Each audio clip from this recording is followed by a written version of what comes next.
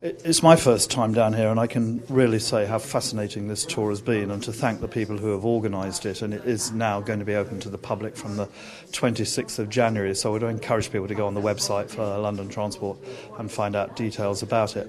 But it's important from the Windrush perspective.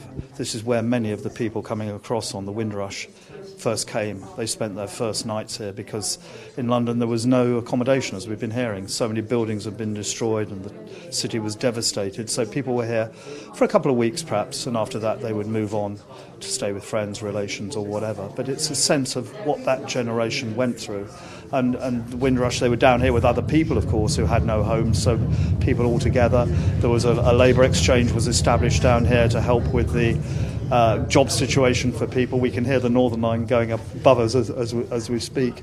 But absolutely fascinating, really interesting, and people who stayed here have been in touch, making available pictures and so on of what it was like down here and describing what it was like down here. So that's made this trip very, very interesting. And it's an enormous range of tunnels down here. There's I think about a mile's worth of tunnels. And just to sort of understand what it was like staying here and the experience of these people coming from Jamaica, coming from the Caribbean, first time in Britain, what it must have been like for them. Really, really interesting. Very importantly, last year we established Windrush Day, 22nd of June, as nationally recognised, and so it's celebrated nationally. There is £500,000 every year in a fund which communities can bid in to for commemorative events, not necessarily on Windrush Day itself, but many will be.